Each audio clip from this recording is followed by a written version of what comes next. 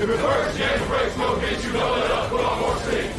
Protect our kickers, our quarterback, our lead, our ball game. All obstacles, block, cut, sides, through the game, tap, this win it. First you again, we're for the first May. Carry my team there 6 minutes. Rocky Top, you'll always be. All I know is go Vols, because that's all I know. Go Vols! Doesn't have to be perfect, ain't gonna be perfect. We go compete for 60 freaking minutes. All right, enjoy the opportunity, enjoy the environment, and then go play our butts off, play for one another, and have a hell of a lot of fun. Everybody got me? Yes, all right. Well, I mean, obviously, we've spent, 4 years, trying to change the culture, trying to instill in these young men how blessed they are, to have an opportunity to play somewhere like the University of Tennessee. And what an honor it is to have that T on the side of your helmet, and that we're always playing for something bigger than us individually. Hey, it's us against the world, fellas. Yeah. It's us against the world, fellas. Don't nobody believe in us. Yeah. Don't nobody believe in us. We don't need nobody to believe in us. I don't believe in you. I believe in you. I know you a dog. I know you a dog. I know we some dogs, man. Hey, all this preparation we put in, all this been talking about. Hey, it's time to go release pain, man. It's time to go put in real. Let's go. Tennessee on 2, 1, 2, Tennessee. Ball, Tennessee, ready. Ball, Tennessee, ready. Ball, Tennessee, ready.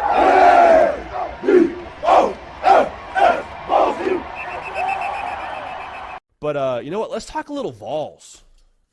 That is not me trying to take any shine away from the phenomenal channel Talkin VAWLS and my guy Boogie Bentley runs. So shout out to them. But let's talk a little Vols here.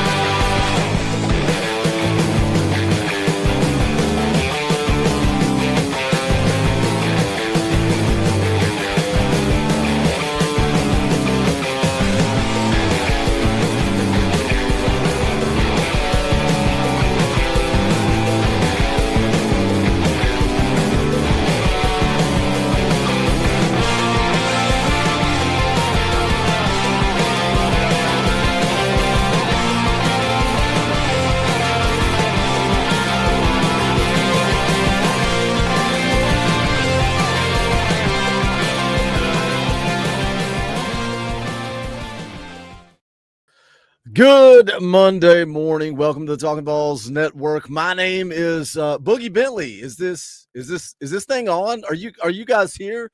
Are we on? Are we live? Are we live on YouTube? Are we here? Apathy. It's Monday morning, and apathy has already set in. You can see it, man. We had almost 500 people here live last night. People angry, people full of piss and vinegar. But on a Monday morning, I'm afraid that apathy has set in. It's 19 days, guys, 19 days until we go down to Gainesville and play against the Florida Gators. We've got a bye week. We've got a glorified scrimmage, and I get it. People are going to check out. People are going to disappear. But guess what? We're going to be right here talking Tennessee Vols football every single day. That's if there's 12 of you in the chat, or if there's 500 of you in the chat. We're going to talk Tennessee Vols football. So come on in, pull up a chair, maybe pour yourself a cup of grade A grounds coffee, because that's who keeps the morning shows fueled. You can go to gradeagrounds.com. You can use that promo code VAWLS, VAWLS, at checkout. You're going to save 20%. I talked to Billy this weekend, the owner of gradeagrounds.com. You guys know the story. VFL, graduated from Tennessee, East Tennessee guy, local business. That's why we support Grade A Grounds, but they also have good coffee. But I talked to him. He said, Boogie, I can't keep coffee on the shelves because your viewers, your audience will not stop buying it. So shout out to you guys for supporting Grade A Grounds. Again, I just love this relationship. It's not like I'm making a bunch of money off of it. I would much rather support a local business, an East Tennessee business, than I would get on here and talk about certain things with what's the sponsorship? I never can remember. God, what is the sponsorship that I got offered where they want you to talk about shaving certain parts of your body? I'm not doing that. I want to talk about coffee. If somebody wants to talk about that, then Cainer can do that. You can go to Locked On Balls and listen to him talk about that. But I'm going to sell you on delicious, amazing blueberry coffee. Go to gradeagrounds.com, promo code BALLS to save 20%. Let me catch up with you guys again. Do us a favor, smash a thumbs up, share out the link, let somebody know we're live, all that good stuff. Ronnie's been a member for a month. Shout out, Ronnie. We appreciate you. Christina came in here and she was talking trash about Robert. She was talking trash about her husband on Saturday night, and then she exposed herself. She wasn't a member, so now she's trying to fix that. Shout out to Christina. We appreciate the support. If you're not a member, hit the join button. It is only $1 a month. Blake Morgan for 2 says, Dorfy, I'm about done with this fan base. Still, go Big Orange. Hot seat, that's the title of the stream. Is Josh Heupel on the hot seat? People are going to yell at me. They're going to say, Boogie, you're an idiot. You don't know what you're talking about. You're uneducated. You don't know ball, Boogie. I put a poll in the chat last night. Again, we had about 500 people here hanging out live. I put a poll in the chat. Let's see where this fan base is at. Is Josh Heupel the guy? Do you believe Josh Heupel is the guy, or are you ready to move on? About 20%. About 20% of our audience said, I am done with Josh Heupel. He is not the guy. So there are people out there that think Josh Heupel should be on the hot seat. I'm not one of them. I'm just here to have a conversation. Brian Turner drops a $5 super chat, says, Dorfy, anytime you lose, it hurts, but the season isn't over with GBO. That's a big talking point as we move into a bye week. And then we go into a glorified scrimmage. Again, 19 days. 19 days until Tennessee plays a game of relevance. How do you keep these kids motivated? How do you keep them inspired? Goal number 1 is off the table, but we still got football left to play. So that's a big task. Big task for Josh Heupel. Big task for this coaching staff. We're going to get Cainer on here, talk a little ball. Smash the thumbs up, share out the link. Let's get into it. You are Locked On Balls, your daily podcast on the Tennessee Volunteers. Part of the Locked On Podcast Network, your team every day.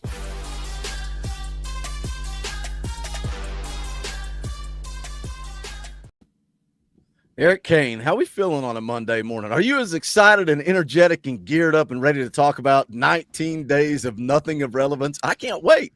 I'm excited. You got to put your best foot forward, Boogie. We can get through this together. It's not a fun time. That's why, man, you needed a win for obvious reasons. You needed a win and keep your playoff hopes alive. Needed a win to, kind of put a cherry on top of what was an awesome atmosphere and light show and dark mode and all that at Neyland Stadium. But selfishly, yeah, for guys like you and me, what a time we're entering. But hey, best foot forward. There's still football to be played. When we're in February, March, we're going to be begging to be talking football. So I'm going to make the most of it this November. Let's start there, and we'll talk about the Oklahoma game specifically. But college football in 2025, like a 9-3 season, and again, we're saying a 9-3 season, thinking you're going to go on the road and do something you've not done in a long time. You're going to beat Diego Pavia and Vanderbilt. But a 9-win season used to be, all right, that's a solid season. When you talk about stability, that's a word that came up last night. We were talking about Josh Heupel. This program needs stability. Josh Heupel needs to sell the nation that Tennessee is actually back, that it wasn't just a flash in the pan or a fart in the skillet, as Coach Eckler liked to say. But you need stability. But how do you sell these players? How do you sell a bunch of 18 to 22-year-old kids? Hey, I get it. The college football playoff is off the table. That's all anybody cares about now. But we need to go win football games. How do you instill that into your players? Yeah, I mean, for fans in college football, not just Tennessee fans, but for college football fans, it's playoffs or bust, and that's what the expanded playoff field has done. And I'm for the expanded playoff field. I thought last year was so much fun, and this year was going to be fun with that win because you'd have the whole month of November to kind of have this conversation. But it's like if you don't make the field, then it's just kind of a wasted season, and that's unfortunate. But, I mean, I certainly get that line of thinking. These bowl games that used to be kind of prestigious and they meant something. And I know bowl games, the luster there has kind of gone away in the last 10 years or so. I recognize that. But especially now with the college football playoff, I mean, feels like nobody's getting excited for a chance to go to the Outback, Relax West, whatever it's called now, the Citrus, and certainly some of those other bowls. So I don't know, man. I think pride's a big deal. Number one, I mean, every time you put that jersey on, you go out there and play under the lights. I mean, it's got to mean something. Number two, I think you want to finish what you started. There's a lot of seniors and veterans on this club that want to finish the right way, for sure, because it's the last couple of times they play in a Tennessee uniform. Number three, for those younger guys that might not know what the future holds, not only are you trying to get good tape out there for, Tennessee to put your best foot forward for next year, but if you think you might enter the transfer portal, you want to go out there and ball out. I mean, there's a lot to play for, man. And more than anything, and I hate this conversation, I hate that I'm saying this, but it is what it is. You still have an opportunity to go and do something you haven't done since 2003. You still have an opportunity to potentially knock Vanderbilt out of the playoffs. I mean, Vanderbilt had that opportunity to Tennessee last year and couldn't get it done. Maybe Tennessee has that opportunity this year and will get it done playing at home the final game of the regular season. There's still a lot to play for, but for those fans that are upset and think the season's over and all that, based on where we are as a college football society, I mean, I hear you. Like, I get it. It's frustrating, but, Josh Heupel's got to get that locker room ready to roll, and I'm sure that he will, and I think the veterans on this team will, and I think they'll go out there and play hard and, try to find a way to get the 9 wins and, you're right, 9-3. I mean, that is a solid football season. But in the era of the college football playoff, it feels like it's just like, what a waste, right? And that's unfortunate. You mentioned young guys. You mentioned youth. I think this is an interesting talking point. I heard you guys talking about it over at VolQuest. I don't remember who brought up the point. It may have been Hubs saying Josh Heupel has to think about this roster for next year. And again, you don't want to pack it in and say, all right, I'm going to roll George McIntyre out there at quarterback and I'm going to do this, and I'm going to do that. You still want to go win ball games. You still need to go win ball games. But we also live in a day and age where it's, hey, how are you going to use me moving forward? And we got a lot of young guys. It's around 50% freshmen on this roster. It is a very young football team. And when you got a guy like Edwin Spillman who's going out there and playing good football, Jaden Perlotti, you got some young athletic dudes. How do you manage this roster moving forward? Do you try to get some of those young guys some more run? And if you do, what are some names that stick out to you of, hey, I want to see more of this guy in these last 3 games of the year? Yeah, I mean, I think it's very easy to go out there and try to get some of these guys some run. I mean, there's no excuse for a guy like Radarius Jackson not to get, 15, 20 snaps in a football game when you play 3 wide receivers. Travis Smith, when he gets healthy, if he gets healthy and comes back, he should be in there a little bit. I mean, your top 3 wide receivers still going to get the majority of the snaps, but, having Jackson to spell Brazel, to spell Matthews, I mean, you can get 20 snaps pretty easily. That's easy to accomplish. Same at linebacker. You're seeing Perlotti being a part of things moving forward. Jaden Harmon also needs to be a part of things moving forward. I mean, those are 2 guys that I want to see more of for sure.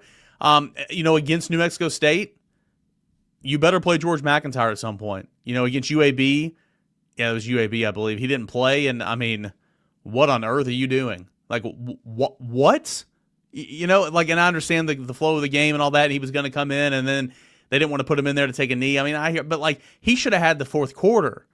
Merck should have had the 3rd quarter. Aguilar should have not played past the halftime. Like, in games like this, I mean, there should be a plan to get that guy in there for sure. So, I'm not for, hey, Joey, thank you, man. We appreciate you.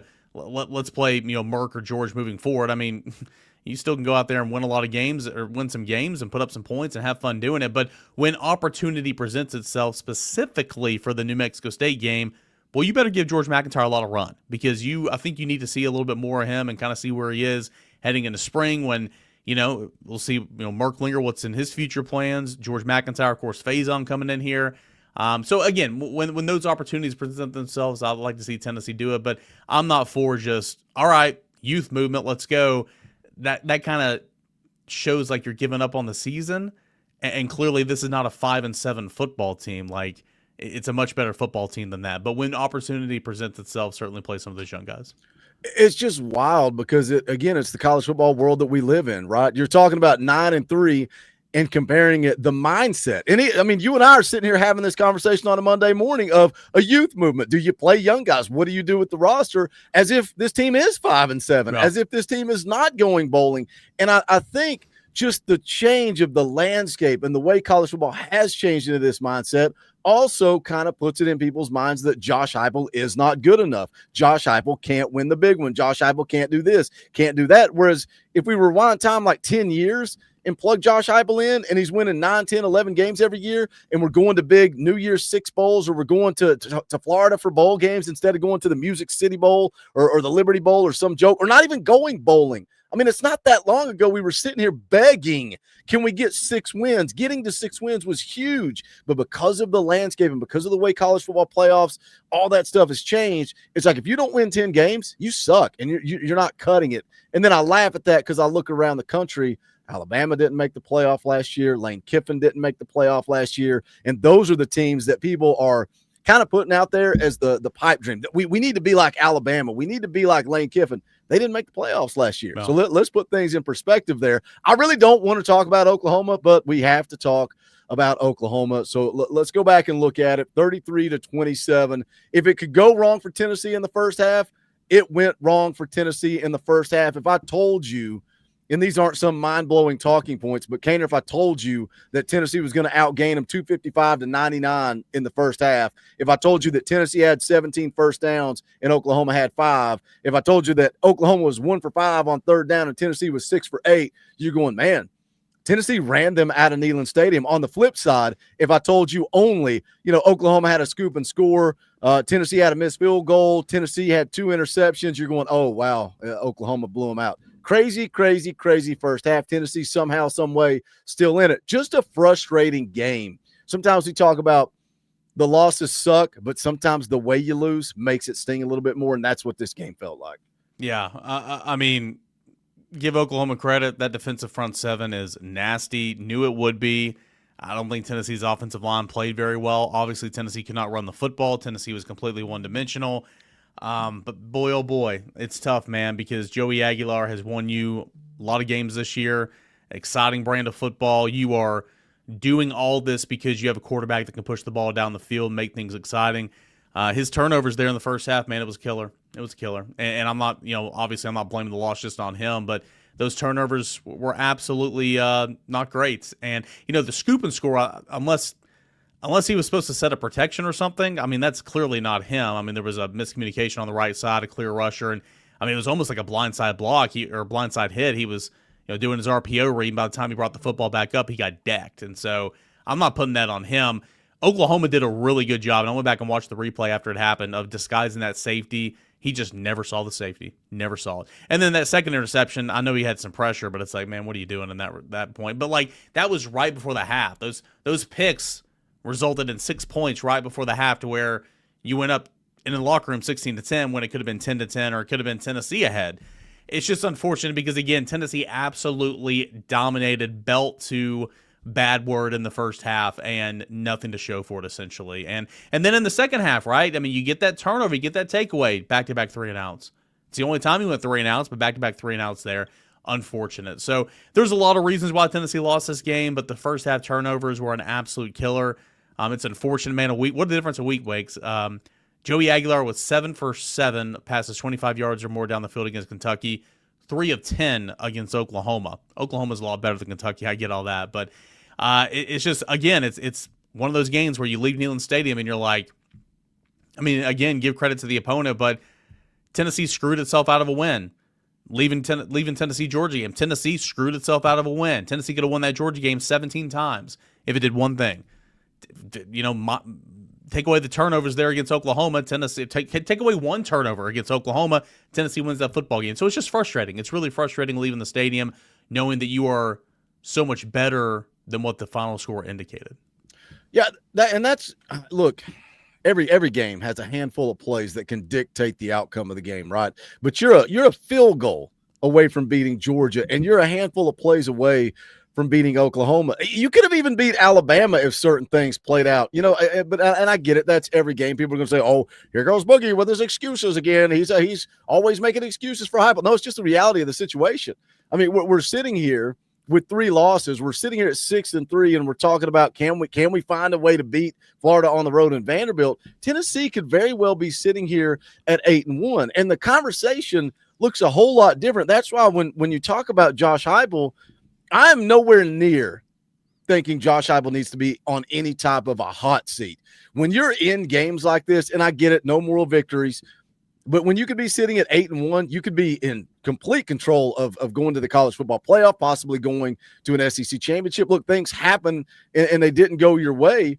But I think what Josh Heupel has done has been impressive. However, Josh Heupel needs to make some changes. Josh Heupel needs to look himself in the mirror. Tim Banks needs to look himself in the mirror. That's something that this coaching staff needs to do. And a big talking point, Cainer, that keeps coming up, and I'm curious what your thoughts on it, because game management, time management is something that Josh Heupel gets destroyed on all the time. Is he doing too much? Should he hand over play calling duties to his offensive coordinator and go be a head coach? I said this last night. How many times do you see Heupel on the sideline in a chaotic moment? He may be working the official, he may be doing whatever, and then he's like, oh, and he starts looking at that play sheet because he's trying to be a head coach, but then he's like, oh, no, I got to go back and be an offensive coordinator now.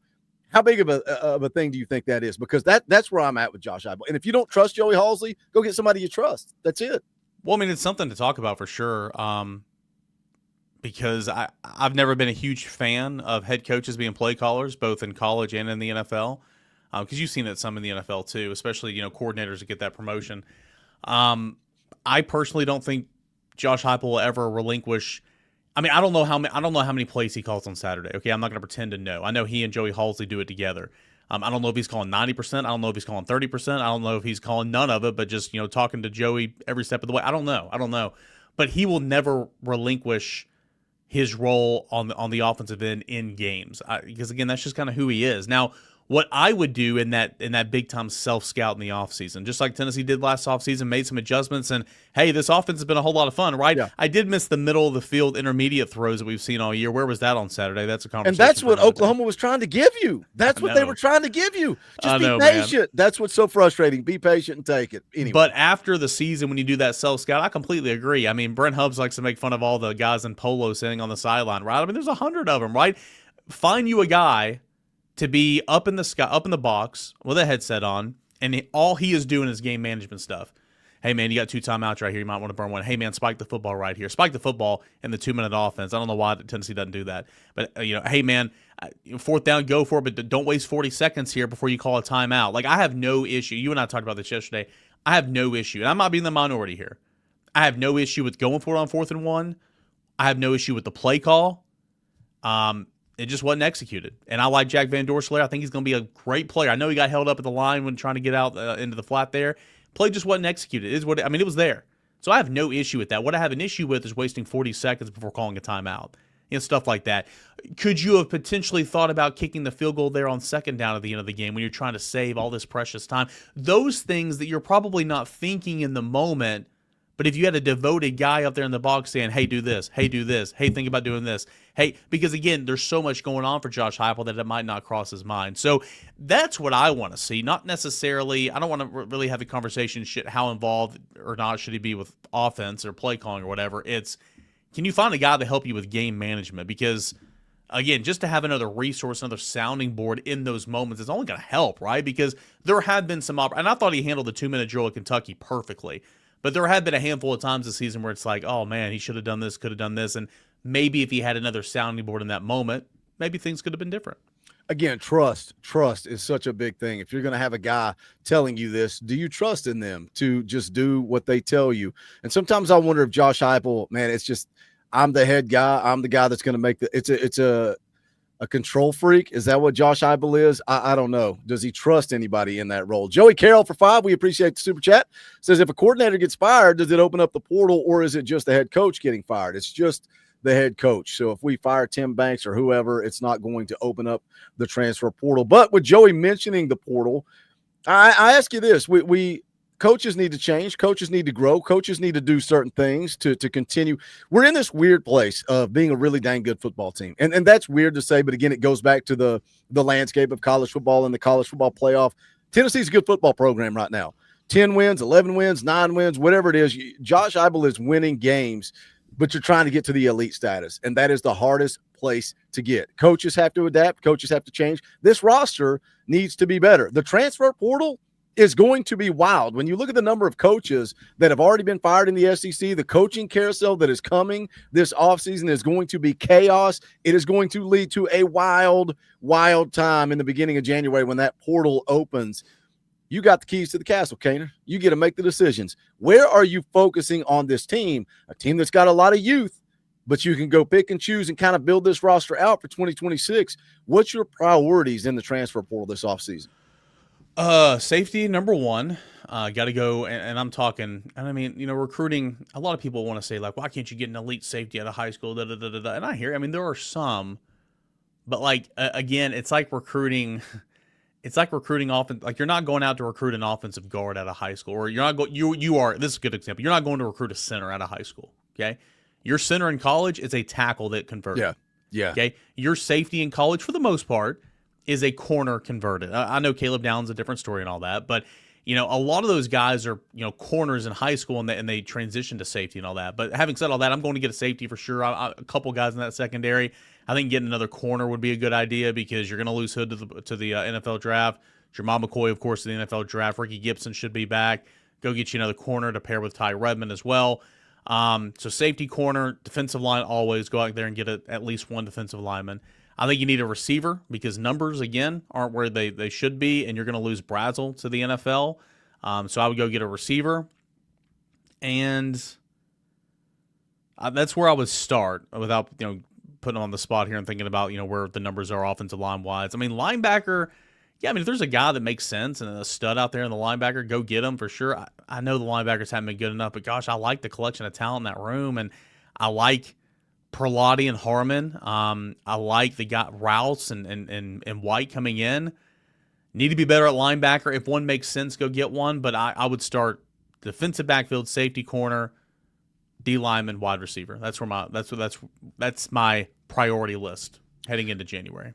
What are your thoughts on the quarterback position? And I say that because AP knows the deal. AP knows by now. You put something in the general's quarters, it is going to get to the internet in a hurry. It's going to get out fast.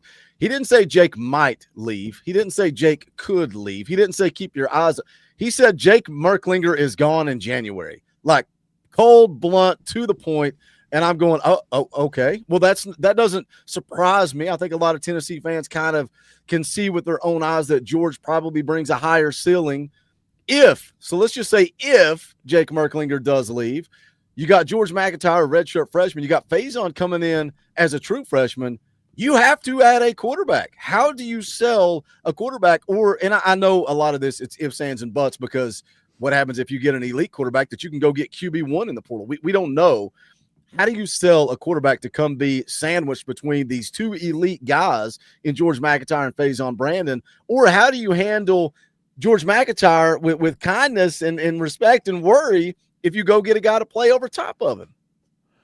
Well, I think from, say, one of the quarterback leaves, then you're only down to two scholarship quarterbacks. I mean, you have to treat it like you were in the springtime, right? Nico left. You only had two. You had to get somebody else. And I think Faison would understand. I think George would understand and or Jake would understand because, again, you've already seen it. Like you can't go into a season with two scholarship quarterbacks. And I know Tennessee did that a couple years ago, but your third string walk on was a little bit of a different story in Gaston Moore. He knew this offense better than anybody in the country, and he was not your typical walk on, in my opinion. So I think you just say like, hey, we just like last year, we got to do it again. And when you're going to the portal, I think you're going out there to bring in a guy.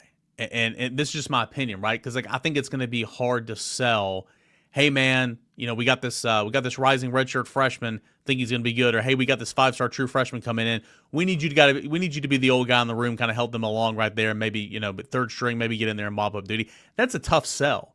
I think if you're going to get a quarterback in the portal, you got to go in there with the intention of like, hey man, come in and compete, win this job, just like they did with Joey this offseason. Hey, you're going to have an opportunity to win this job, and I think you have to sell it that way. I think you have to portray it that way to your fans. And I think that's the easiest way to keep everybody in the room and to go out there and try to find a viable option to start and or push these young guys. So that'll be interesting, man. I mean, that's a really good conversation from the offseason. The quarterback position, where it is youth-wise, where's another guy going to come from? How realistic could that potential new guy be to win the starting job? I think that'll be very fascinating once the portal season kind of opens up for sure. Because again, if you can't go into next year with 2 scholarship quarterbacks, you'd have to get one from the portal somewhere somehow. Yeah, that's the hard part about it, right? And it's college football in 2025. You're going to have the quarterback that's the guy, and then you're going to have the young quarterback that needs to know that he's going to be the next guy. How do you find that middle dude? And you mentioned Gaston Moore. He was a blessing in disguise, man. He was a blessing in disguise that he wanted to come with Heupel and stick around and be that guy if you need somebody to come in and take snaps. Cainer, we're looking at 9-3 if we win out. We got a glorified scrimmage coming up in after the bye week. We got Florida on the road, Vanderbilt coming to town. How do you see this thing playing out? A lot of us before the season, I think you and I were both at 9-3, and we were there for kind of the same reason. It's like okay, Alabama, Georgia, Florida on the 2 of those on the road. One of them you've never beaten Neyland Stadium.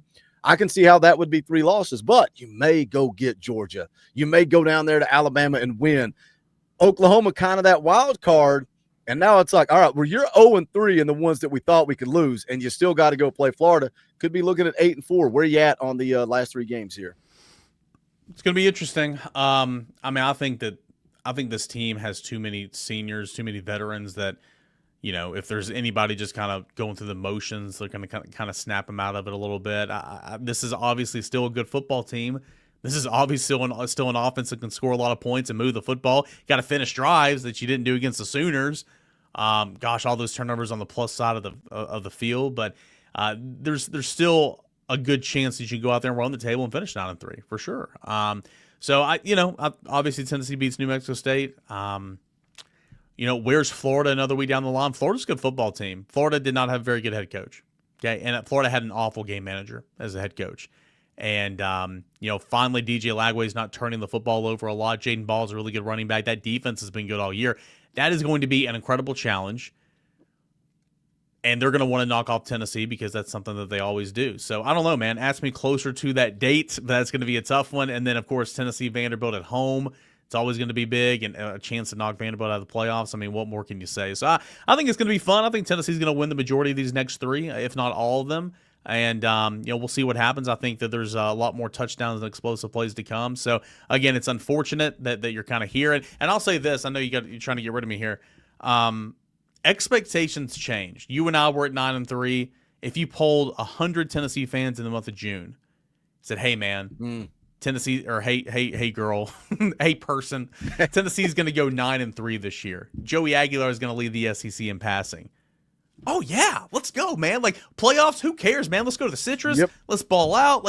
But expectations change when you see Joey Aguilar put up 21 against Georgia in the first quarter.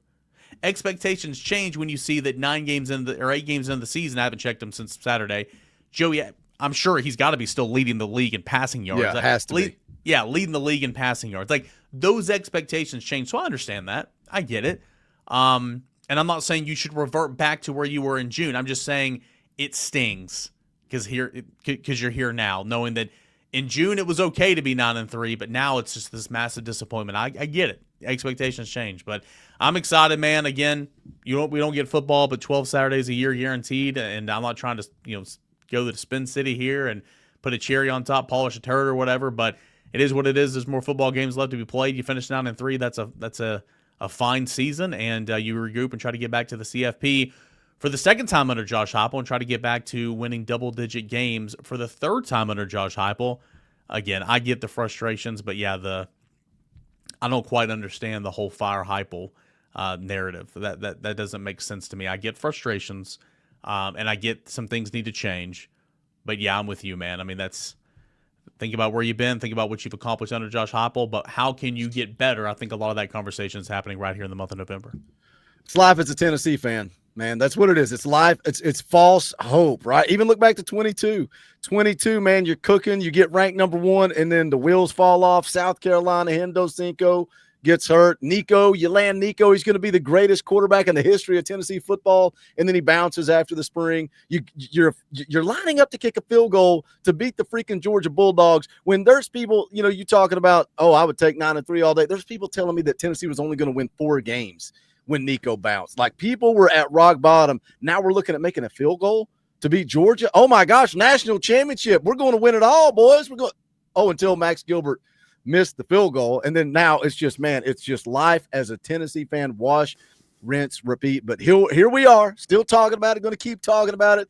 Cain, you're not just talking about football, you're talking about baseball. Basketball season's about to get geared up. What's going on over at VolQuest? What's going on over at Locked On Vols? Josh Elander just made a huge hire for this baseball team. What are you talking about over at VolQuest and Locked On Vols? Yeah, Chuck Drolleman, man, he's going to be a good one, associate head coach. I mean, think about where this program is baseball-wise, where you pretty much do a lateral move, but Tennessee's such an attractive job, and those guys are good friends, so I know that has a lot to do with it. But associate head coach, giving up recruiting coordinator ties at Florida, coming over to Tennessee, massive hire for Elander. So a lot of movement in baseball. Basketball starts tonight, so that's exciting. Big recruiting weekend. Tennessee got a couple commits, by the way, on Sunday. I won't say it takes the sting out of the losing weekend because it doesn't, but that was good to see. So always something going on, and we're talking football for as long as we're talking football every single day right here on Locked On Vols and, of course, over at VolQuest.com. So come hang out with us. All right, Cain, we appreciate it. We'll catch up later in the week, buddy. I'll be back over on Locked On Vols on a Friday morning. We appreciate you hanging out. We'll get the summer topics ready to roll because I don't know what we're going to talk about on Friday, but let's do it. Hey, don't forget, though, this one's not the bad one. Next week's the bad one. I was telling Hubs, we got done doing the Rockies at Rewind last night, and I'm like, VolQuest podcast, we're going to record that tomorrow. Next Monday, oh my gosh, man, what are we going to talk about? It's the worst. We'll figure it out. We're going to talk Tennessee football every single day right here on Talkin Vols and over at Locked On Vols and VolQuest. Cain, we appreciate it. Enjoy your Monday, brother. See you guys. Thank you. All right, let's keep this thing rolling. We got almost 300 people watching live on a Monday morning. If you haven't done it yet, do me a favor and smash the thumbs up below the video. It's quick. It's easy. It does help the channel. You want to show a little love, a little support. You like what we do? You like these Monday morning streams, Friday morning streams? You like all the content we create? It's because of your support in the chat. If you don't have a Power T beside your name, they say that you're an Oklahoma fan. I don't say it. They say it. I've heard it. I don't know if it's true or not. You can hit the join button. It's $1 a month. That is it. We would appreciate the support. A lot of you guys drop door fees, super chats. That also helps, pays the bills around here. So we appreciate what you guys do, the way you guys support. You can also go grab some Talkin Vols merchandise. You can go to bonfire.com/store/Talkin Vols. Get yourself a Talkin Vols shirt. Get yourself a rivalry shirt, a parody shirt, whatever you want. We got it at bonfire.com/store/Talkin Vols. Somebody told me the other day, said, Boogie, I need a beanie. Well, I sell a toboggan. Is that close enough? You want a Talkin Vols beanie/toboggan? Where I think it depends on where you're at in the country. But we sell one at bonfire.com/store/Talkin Vols. Go check out all the merch. We appreciate the support. Let me catch back up with you guys in the chat. Jamie Roberts has been a member for 38 months. He says, so let's dismiss this hot seat BS. This 5-year run to this point is the best run we've had in 3 decades. I'm a Vol, and I'll always be a Vol. I still believe in Coach. Who's Coach Abdul? Jamie, I love you. I still believe in Coach Heupel. I agree. I am with you 100% on this. Now, a lot of people that are full of piss and vinegar, a lot of people that are on this fire Coach Heupel bandwagon, a lot of people that say Josh Heupel's never going to be elite, they don't want to hear about the past. All they want to hear about is the here and now. All they want to know is that Josh Heupel hasn't won an SEC championship. All they want to know is that Josh Heupel hasn't won a national championship, and that's all that matters. It doesn't matter what happened in the past. It doesn't matter that we were at rock bottom for 15-plus years. They don't care about any of that. All they care about winning here and winning now, and anything else is irrelevant. We had a great conversation last night. Me and Coach streamed for like an hour and a half, hour and 45 minutes, just me and Coach talking ball, interacting with you guys. The chat was freaking amazing last night. And we talked about stability. I think stability is huge for this program. We talked about Brian Staley, who commented on one of my tweets about how people don't understand that Heupel's not just trying to recruit. Heupel's not just trying to sell the program. He's trying to repair the program. It's not just the NCAA investigation. I mean, we just got through that. He had to get through that. And when people talk about the depth, we've not recruited good enough. Yeah, no kidding. No kidding, because every coach in the conference was selling that we were going to get a postseason ban. You want to play in the playoffs? You're not going to do it at Tennessee. They're banned from the postseason. They're going to bury that program. Josh Heupel had to deal with that for 3 years. He's just now free and clear. He's just now able to go and recruit and not have to say, hey, we're handling the NCAA investigation. Not a problem. We're going to take care of it. He's just now free and clear from that nonsense. But he still has to sell the misery that was created by Lane Kiffin leaving in the middle of the night, by Derek Dooley, by Butch Jones, by Jeremy Pruitt, 4 coaches, 15 years of misery. Josh Heupel is having to repair that.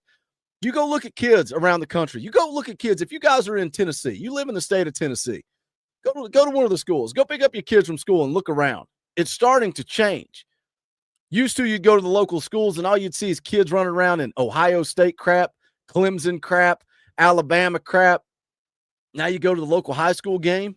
You see kids running around with dark mode jerseys on, smoky gray jerseys on, Tennessee gear on.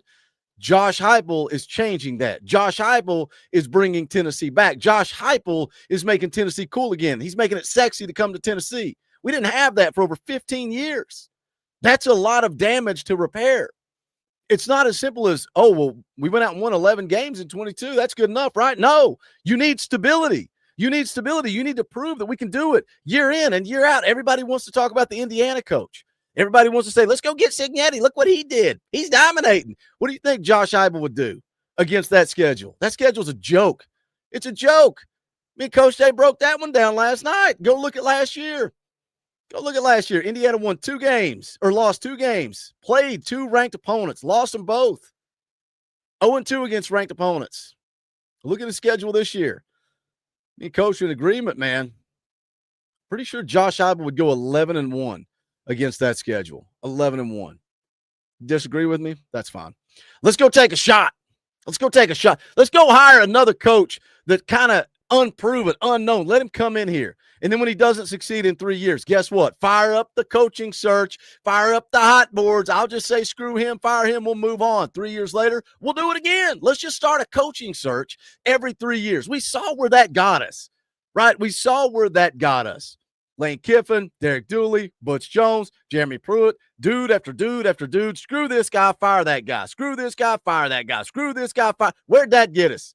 It got us to 15 years of absolute misery. 15 years of it. You want to go back to that? No, I want to win championships. It don't work like that. I'm sorry, it don't work like that. You don't just magically go win championships. We need to be like Alabama. You see how Alabama recruits? Guess who didn't make the playoff last year? Alabama. We need to go get Lane Kiffin back. We need to go hire Lane Kiffin. Lane Kiffin didn't make the playoffs last year. We'd run him out of town so fast his head would spin.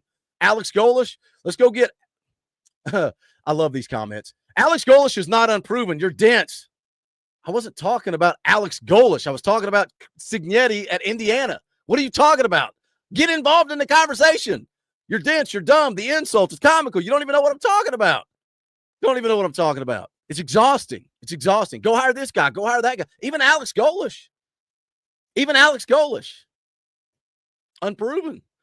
We're going to fire Josh Heupel and go hire Alex Golish? What happens when he fails? We're going to turn on him? Let's go hire freaking John Gruden, right? Nick Saban. That's who we're going to hire. We're going to hire John Gruden and Nick Saban.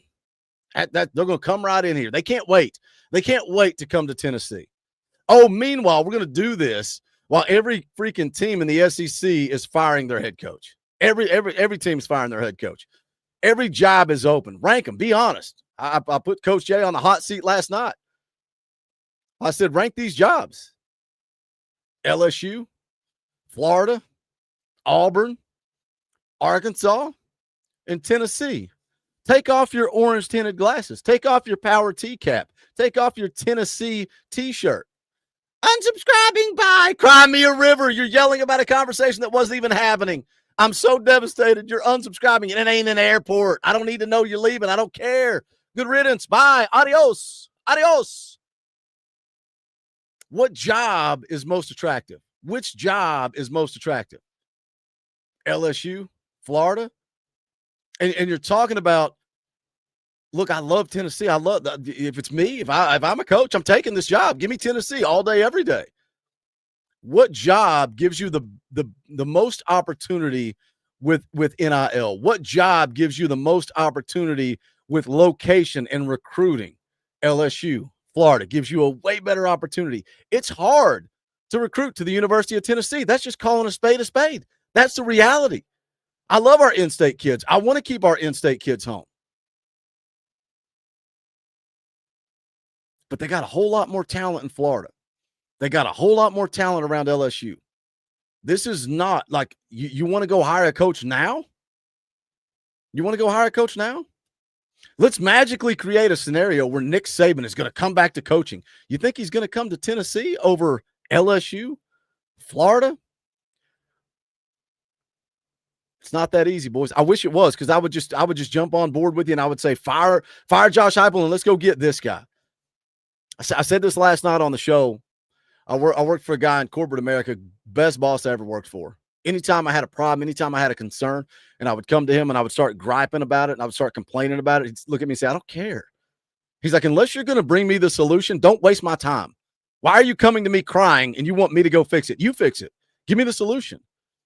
So if you're screaming to fire Josh Heupel, what's the answer, right? What's the answer? Who's the hire? Who are you going to go get? I lost one subscriber because I don't know. They're yelling about Alex Golesh, whose name I've not even mentioned. So I don't understand. I don't even understand why that dude's mad, but I don't care. It's not an airport. I don't need to know you're leaving. I don't really care. But if you do bring up Alex Golesh, what happens in 3 years when he doesn't work out? Do we fire him? Like, is Alex Golesh your answer?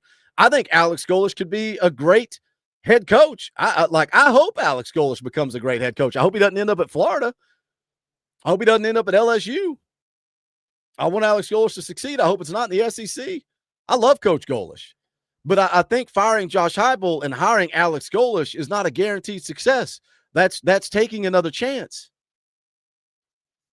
Hiring Cignetti from Indiana, he could possibly come here and have success, or he could possibly not. And then you run him out of town in 3 years. And then what? Now we're right back in this stupid, ongoing, endless downward spiral that we lived through for 15 years. So did you go through that 15 years with me?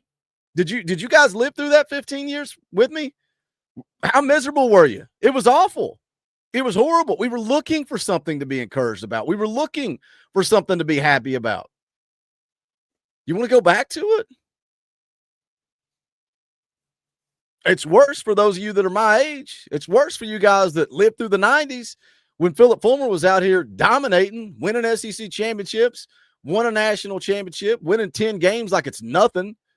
So now it's like all of a sudden, well, 10 games is what I need to be guaranteed. Somebody needs to guarantee me 10 wins a season. I'm going to fire everybody.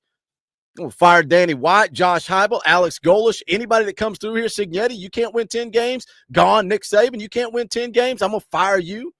Let's fire them all. I don't want to go back, guys. I don't want to go back. And I get it. I'm not signing up.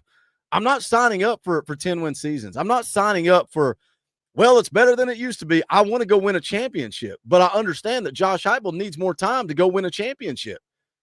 I've said it 5,000 times. 2022 was the best thing and the worst thing that ever happened to Josh Heupel because of what Cain just talked about. It shifted all of the expectations. What most people thought was going to be a 5, 6, 7-year rebuild. Now we want it instantly. We want it in year 2. We want it in year 3. Josh Heupel has done nothing but overachieve, which has turned some of our fan base into complete psychotic lunatics because he overachieved. I see that overachievement. I go, man, that's my guy. Let's ride with that guy. What he did in 22 was special. Let's cook. Let's go. Let's let Josh Heupel build this dang thing. Other people go, I like what that guy did in 22. It ain't good enough. Let's go get somebody else. Let's go get somebody else. Let's see, Vols for Life, you said, we are back. We're only winning 7 games, maybe 8. No, you're talking about games that haven't happened yet, brother. You're talking about games that haven't happened yet. You're wanting to fire a coach for games that have not taken place because you're emotionally reacting to a loss over Alabama. So because of the emotional reaction to the loss, you're just writing off future games. Some people can look at it glass half full and go, man, freaking, yes, it sucks. Joey made the mistakes. Joey, you got to own it. Joey screwed up. Oklahoma made plays. We turned the football over. But you're a handful of plays away from beating Oklahoma. You're a field goal kick away from beating Georgia. But we can't talk about that. Let's go write off future losses. We didn't go toe-to-toe and compete. Let's go write off future games. That's it. You're talking about a fairy tale. You're talking about something that hasn't happened. You're talking about a scenario that doesn't exist. Now, if Josh Heupel goes down there to the swamp and loses, and then Vanderbilt and Diego Pavia come to town and we lose, and now all of a sudden we're talking about, oh, wow, Josh Heupel's 7-5. That's worth the conversation. Something has to change. You go 7-5, something has to change. I was at 9-3 before the season. I said I could see 8-4. I could also see 10-2. I said, if we go 8-4, I need to know how. I need to know why. Did we get blown out? Did Georgia come to Neyland Stadium and absolutely embarrass us where I'm going, oh, wow, the talent gap is nowhere near close enough. Nowhere near close enough. Or did we compete with Alabama and our field goal kicker went out and missed a game-winning field goal? Is that how it played out? That's one of the 4 losses. Did we go down to Alabama and get embarrassed, get ran out of town, or were we in that game? And I get it, no moral victories. I don't want to go compete with Alabama. I don't just want to compete with Georgia. But when I'm having an honest conversation with myself about whether or not somebody's head needs to roll, somebody's job needs to go, you got to be honest with how that game played out, not just react emotionally and freak out and say, we lost, we suck, we're awful. How did the game play out against Oklahoma? Your quarterback that you've been ride or die with, your quarterback that came in and is doing crazy, amazing things that we're all falling in love with and talking about how great he is now being said, oh, we need to bench Joey Aguilar. He sucked against Oklahoma. Really? I mean, did you watch the way he competed against Georgia? Have you watched anything that Joey Aguilar has done this year? How quick we turn on that guy. Where would this football team have been without Joey Aguilar? And now all of a sudden we want to bench him. We want to bench him. We're done with Joey Aguilar because he threw 2 interceptions against Oklahoma. It's wild, man. It's wild. So we're talking about Josh Pate's reaction to the Oklahoma game. I'm going to make a video after we get done with the live stream. I'll try to drop it around lunchtime today. And I'm going to play a couple of clips from around the internet that I think is it a lot? I don't know if it's a lot of Tennessee fans need to hear it. I think it's like few need to hear it. And for some people that roll through and say, oh, Boogie, you're an idiot. Nobody wants Josh Heupel fired. That's why I put a poll in the chat last night. Nobody wants Josh Heupel fired. That poll last night was 20%. 20% of our audience, we had 500 people watching live. 20% said, I'm done with Josh Heupel. Josh Heupel is not the guy. There are people out there that are ready to move on. It's the reality of the situation. What's with the hot seat talk? Nobody wants to move on. Yeah, well, that's why I put the poll in the chat. So I could look back at it and say, here's, and I get it. We're a small percentage. Our audience is a small percentage of Vol Nation, but I think it gives you a pretty good pulse of where Vol Nation is at. And that poll was around 20%. 20%. You need proof? There's one right there. Boom. Josh is not the guy. Not the guy. Most of you guys know Vols for Life is not. He does not think Josh Heupel is the guy, and that's okay. That's okay. Somebody wanted me to ban Vols for Life. Why would I ban Vols for Life? I'm not banning somebody just because they disagree with me. Like, as long as you guys aren't insulting each other, Fuzzy blocking people in the chat. I'm not like that. That's what I say. If you don't want to hear somebody, block them in the chat. That's easy to do. But I'm not blocking somebody from this community because they disagree with me or they disagree with you. Just keep it civil, right? Keep it civil. Don't yell and cuss and scream at each other. Don't call each other names. Aaron, don't put middle fingers in super chats, Aaron. Let me catch up with you guys. I'm starting to sweat after that rant. That entire rant came from Jamie. Jamie leaving his member comment. He's been a member for 38 months. See, Jamie got his money's worth. Jamie got 30 minutes of a Boogie rant because he's been a member of the channel for 38 months and used that free member chat to get Boogie fired up on a Monday morning. So shout out, Jamie. We appreciate you. If you're not a member, hit the join button, man. Hit that join button. You get a free super chat every month. Every month you can sit on it. You can wait. You can sit around and wait till a post-game show and drop that free member chat for $1. For $1 a month. See how much Jamie got to type there? Like a super chat, you're limited in your characters. But if you're a member, boom, look at that member chat. That's a great member chat. You can get that. Join the channel, $1 a month.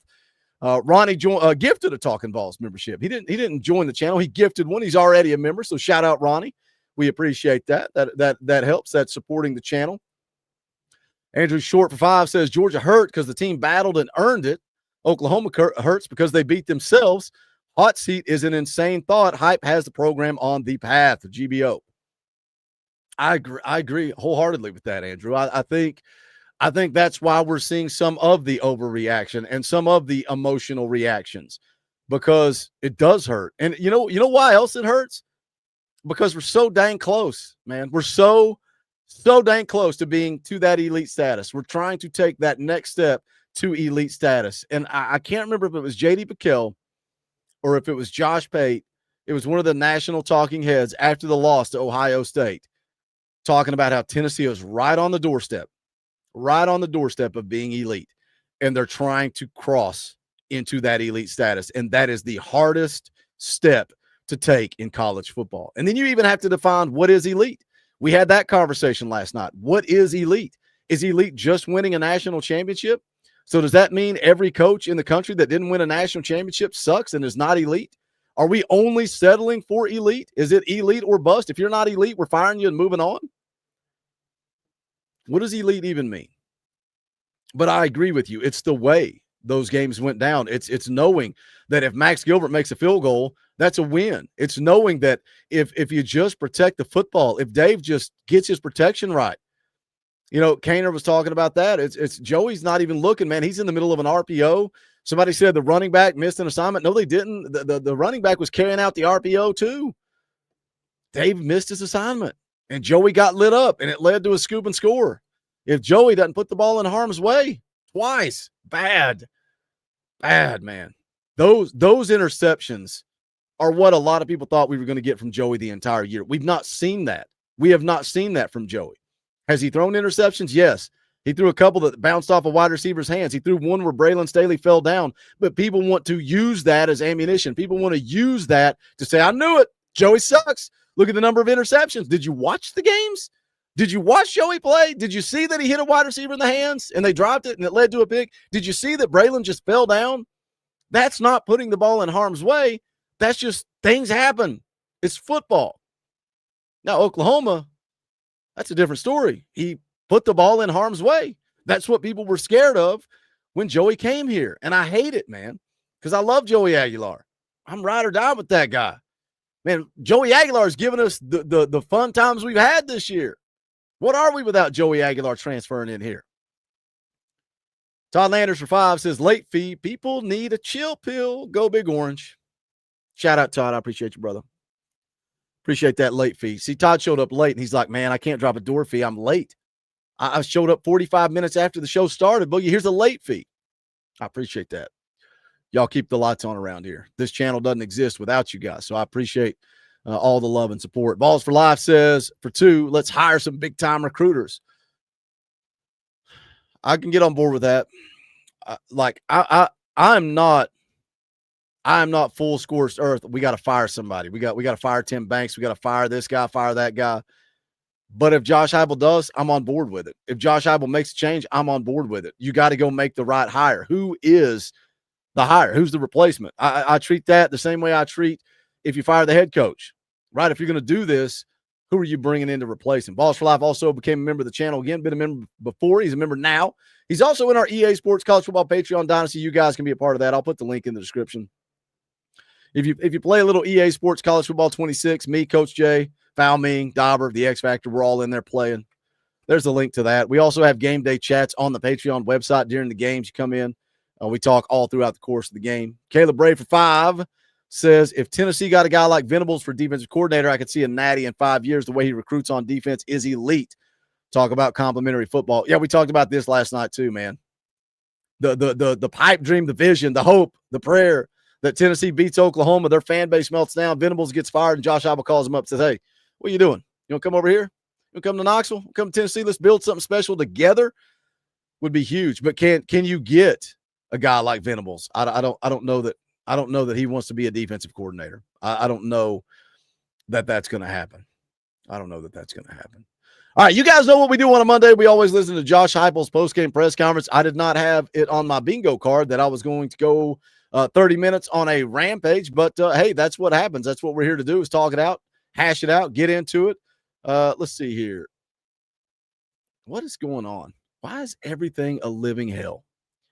Why is everything a living hell? I'm trying to share Josh Heupel's post-game press conference, and it doesn't want to let me do that. Let me go back to UT Sports. It rebooted it. Ah, man. Talkin VAWLS live on a Monday. What are we going to do? What are you going to do? All right, we're getting it cooked up here. We got to play through the ad. I appreciate you guys being patient, hanging out with me tonight. What is going on? All right. Learning new skills on Udemy to keep up with. I don't need to hear your ads. Don't forget, Wednesday night, we're moving the EA Sports College Football stream on Tuesday night to Wednesday night. Same time, we're going to go live at 6:30. Play EA Sports College Football. Have a laid-back, chill conversation just like we're having tonight. Like some people say, hey, Boogie, all you care about is money. You only read super chats. Not on Tuesday night. On Tuesday night, I do this. I play video games, and then I look at the chat. And whatever I see, I comment on, and we have some good back-and-forth conversation. That's what Tuesday nights are all about. We're going to do it Wednesday night at 6:30 p.m. Eastern time. So come join us and hang out for that. Going to be a good time. No Friday morning stream this week. We'll get back to business as usual next week. The Monday morning stream with Cainer. Wednesday night, Talkin VAWLS Live. Friday morning, me, Coach Jay, and Foul Me get you guys geared up and ready for kickoff. Let's hear what Josh Heupel had to say. Yeah, obviously, extremely disappointing with the outcome, and so as you know, everybody in the program's extremely disappointed. First, our fans were awesome tonight, as always, but I want to thank them. First half, I thought defensively played extremely well. Offensively, move the football, don't get points in the red zone, turn the ball over, give them, 16 points in the first half, and just can't win that way. They're a good football team, and then at the end, just didn't have enough to get over the hump. So give credit to them, and we got to play smarter to win a game like that. Open it up. Questions? I know we as fans obviously care. Fan, short for fanatic, right? We're psychopaths. The fact that we emotionally react the way that we do, the fact that we yell and scream and cuss and throw things during the course of a game. If you can't tell that Josh Heupel cares more than you care, I don't know what to tell you. You don't think that those kids in that locker room care more than you care, or I care, or we care. They do. The work that they put in that we don't see. And man, I am blessed because of this channel and the opportunity to build relationships with guys like Brian Staley, with guys like David Sanders Jr., guys that I talk to off record, away from, the internet, away from YouTube, away from Talkin VAWLS, guys that I've been able to form a relationship with. And hearing the work that those guys put in, right? Hearing the effort and the care and the drive that those guys have.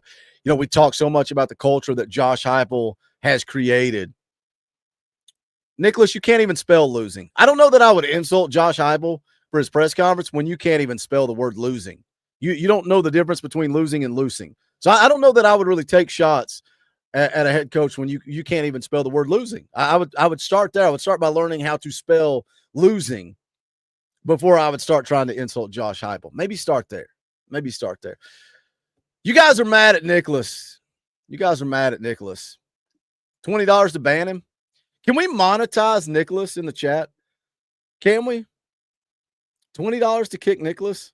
I don't know. I'm feeling giving today. Dakota gifted a Talkin VAWLS membership. Shout out, Dakota. We appreciate you, brother.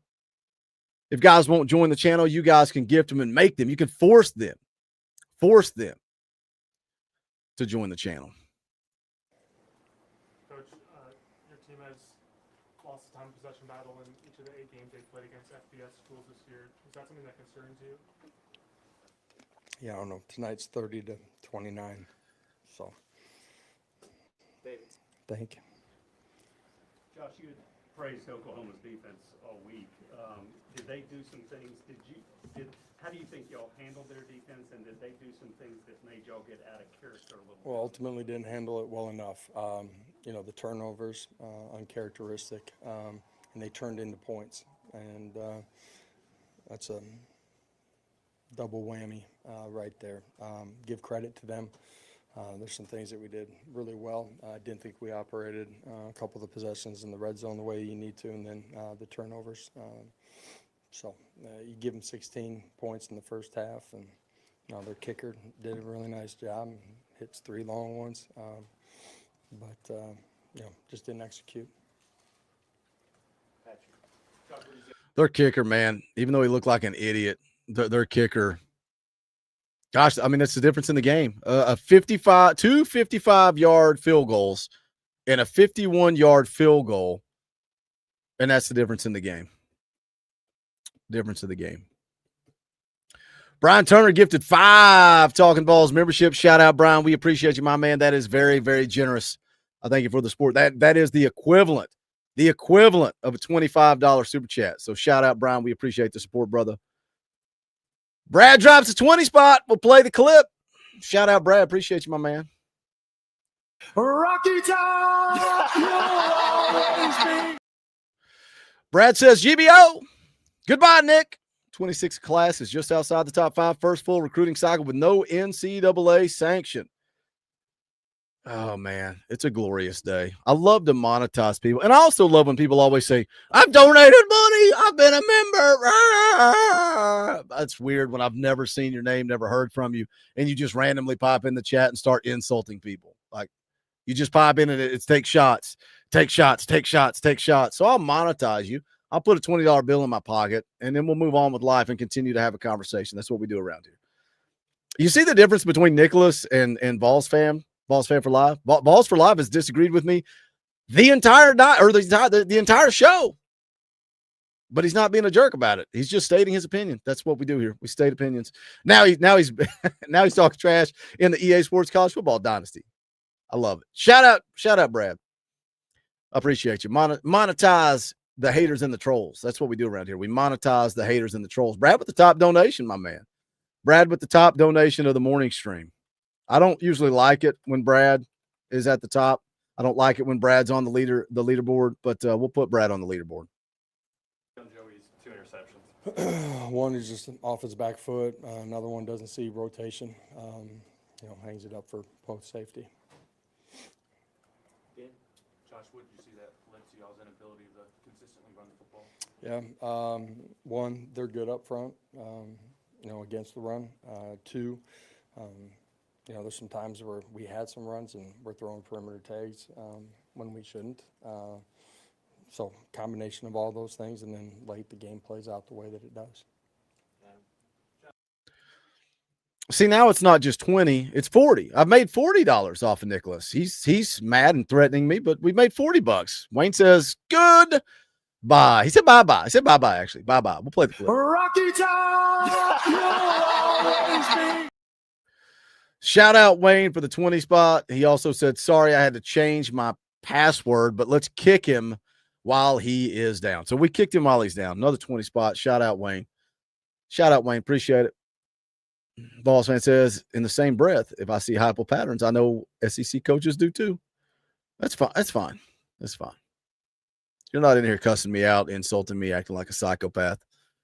I'm here for it. Let's hear more from Josh Heupel. Oh, man, that face sums it up. That pause on Josh Heupel sums up how we all feel. You know what drives me nuts, man, too? Like, I shouldn't talk about it, but I'm talking about it just because it's what hit my brain right as I was about to unpause this. I absolutely hate when somebody says, I paid money so I get to insult you. I paid money so I get to say whatever I want. I paid money so I get to do whatever I want in the chat. I paid money so I can cuss people out. That doesn't matter. None of that matters. It doesn't matter. I appreciate the support. I appreciate the super chats. I appreciate the memberships. I appreciate the donations. I appreciate people picking up merchandise. That doesn't mean you get to just come in and do and say whatever you want. You don't get to come in and insult people. You don't get to do that. Period. The end. Man, me and Coach talked last night off air. I'm like, man, do I ban people too much because they come in so aggressive? And it's like, we had a conversation about the goal of this channel. The goal is to create a community that gets together and talks about Tennessee football and agrees and disagrees and has conversations, but they do it civilly, not like a psychopath. Come in and have a conversation. Coach says in the chat, just do it all with respect. Oh, he says, no, I said with all due respect, ban them all. Just come in and be respectful. That's it. That's what we're trying to build here. So when somebody comes in and they're so aggressive and they derail the show, they derail the chat, you guys start arguing with them instead of having a conversation. I don't want that in the chat. I would rather have less subscribers and better conversations, less subscribers and a better community. That's what I want. I'll unsubscribe. Great. Then I don't have to deal with you in the chat anymore. Perfect. How different were the looks that their defense was giving you just in terms of pre-snap? Was it much different? Some of it was different. Some of the pressures were a little bit different. All in all, adjusted to some of that. We got beat a couple of times, which is going to happen. Early, I thought Joey did a good job getting to some checkdowns too. Oh, the checkdowns were there all game long. It was forcing it down the field. Joey got greedy, man. It was forcing it down the field that cost him. That's frustrating when you rewatch it and just see how many guys are open. How many guys are open underneath? How many guys are open with checkdowns? And he trying to hit the deep shot. Doesn't see the safety. I know Coach Heupel said that. And it's like, we talked about this last night. Film Network guy talked about it. That Coach Hype apologized, said that one's on me. I just wonder if he told him it's going to be there. And so Joey just expected it to be there and let it rip. I don't know. Josh, do you have any big picture conversations with your team? I know last year no SEC team with 3 losses made the playoff, but I know crazy things can happen. Do you have the big picture conversation? Yeah, ultimately we're not in control of any of those things. We're in control of what we do. Disappointed. Thought they prepared extremely hard. There's some things that were really good defensively early tonight. I thought they played really good football. Got a choice to make.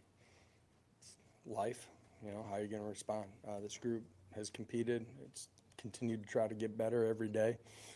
Expect and demand that of them as we get going here on the back end of this one.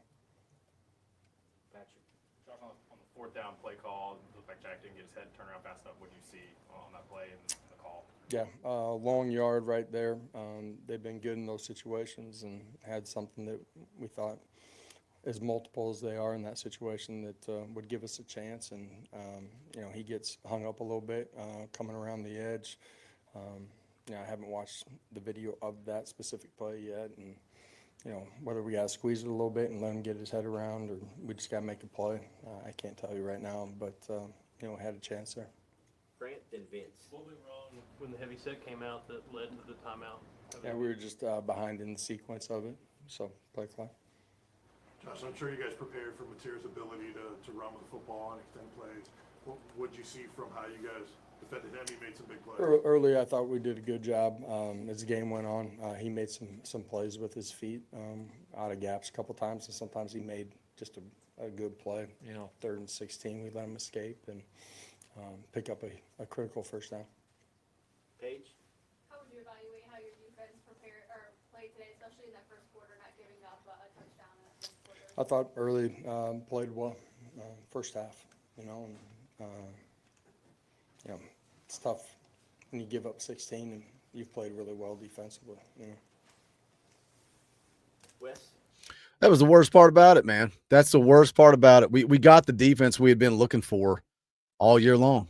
All year long. When we talk about complimentary football, it had nothing to do with the offense. It was about the defense. We need the defense to play complimentary football. We need the defense to rise to the occasion. I laughed at everybody on Wednesday night. Dauber saying the defense finally puts it together. Vols win. Scoops, the defense finally puts it together. The defense finally puts it. Everybody was saying the defense finally puts it together. And the Vols win. The defense finally puts it together, but we still can't play complimentary football. The offense. It's the offense. It's the turnovers. Just another layer of why this one stings so much, right? Another layer. Another layer. A little bit more salt in the wound. The defense finally showed up, and the defense played good enough to win, and the offense didn't. And here we are again. Josh, I guess kicking ultimately is a job where you make the kick or you don't. But after Georgia, after tonight, what are the conversations with Max like moving forward? Ultimately, you got to go out there and drain it. Misses one early, and comes back and hits one. That's part of the difference in the game too. All of it. It's all the little things. You play good competition, which they are, and that's what's in this league. It comes down to making those plays. That's a weird question to ask.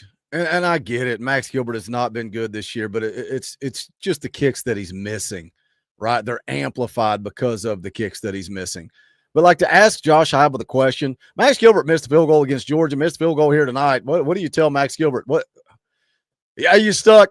You suck, Max. Like, what do you mean, what do I tell him? You try to build the kid up, try to get him some confidence. Kickers are head cases. We may need Max Gilbert down the stretch. I don't know, man. It's frustrating. It hurts. It stings. Should Josh Heupel be on the hot seat? I'll say absolutely not. If you disagree, that's fine. We can have that conversation.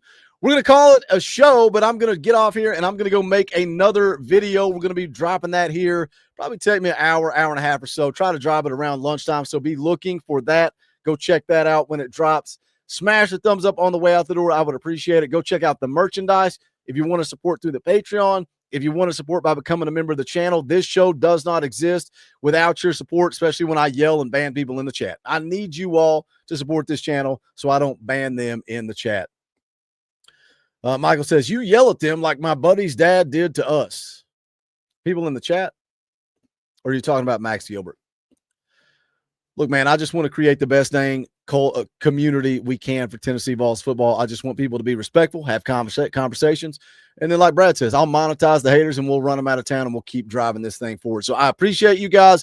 I appreciate the support. The least you can do is smash the thumbs up on the way out the door. But that's going to do it for this one. This is the Talkin VAWLS Network. My name's Boogie Bentley.